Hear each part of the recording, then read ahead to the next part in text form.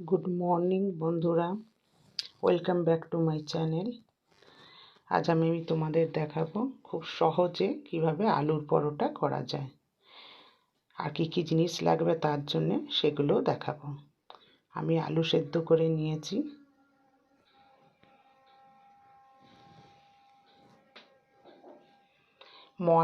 আমি আটা মেখে রেখেছি নুন দিয়ে, চাইলে ময়দাও মেখে রাখতে পারো, যার যেটা খুশি, দুটোতেই হয়। পেঁয়াজ কুচি নিয়ে নিয়েছি, একটু আদা কুচি, রসুন কুচিয়ে নেবো। এটা আলুটাকে ভালো করে মেখে রেখেছি। আর নিয়েছি আমি ধনেপাতা কুচি,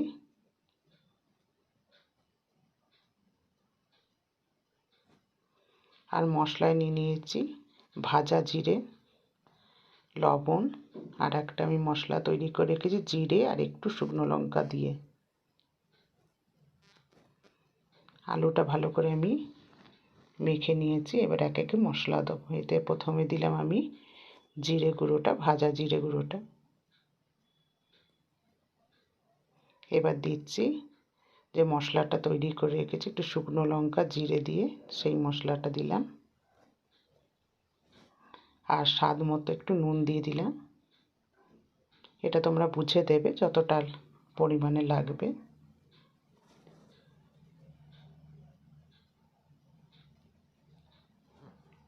এবার দিয়ে দেবো পেঁয়াজ কুচিটা, ধনেপাতা, আদা কুচো কুচো করে কেটে রেখেছিলাম সরু সরু করে, রসুন কুচিয়ে রেখেছি। এবার এই সব মশলাগুলো দিয়ে আমি ভালো করে আলুটা মেখে নেব।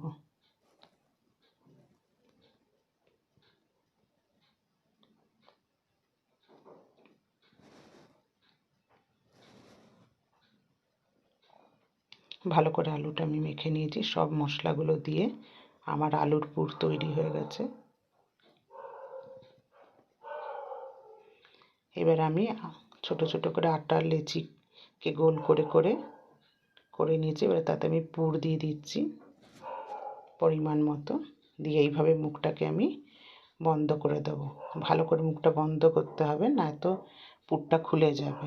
আর দিয়ে আমি হাতেতে ভালো করে চারিদিকটা গোল করে নেব, যাতে আলুটা সব দিকটা ঠিকমতোভাবে ছড়িয়ে যায়। এবার আমি এটা শুকনো আটা গুঁড়ি দিয়ে বেলে নিচ্ছি।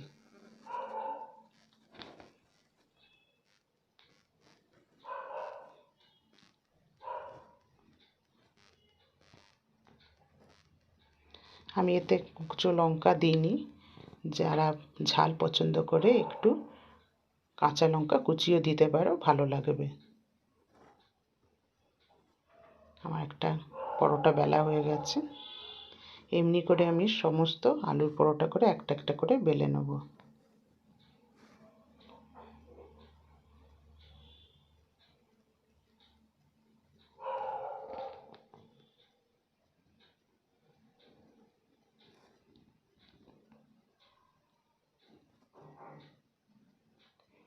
এবার আমার ফ্রাইং প্যানটা গরম হয়ে গেছে।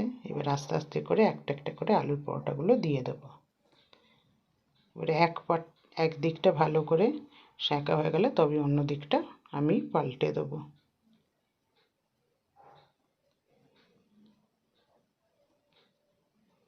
আমার এই দিকটা হয়ে গেছে। এবার অপর দিকটা আমি পাল্টে দিলাম।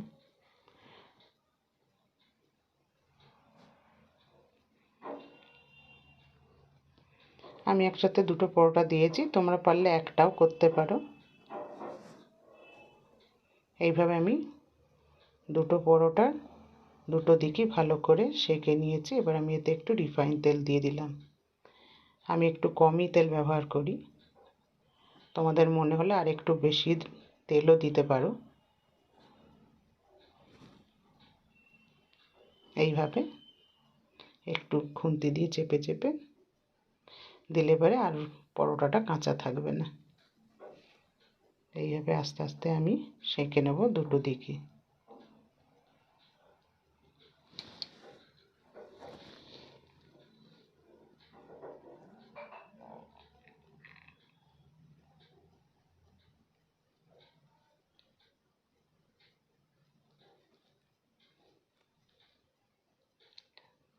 মোটামুটি আমার পরোটাটা হয়েই গেছে।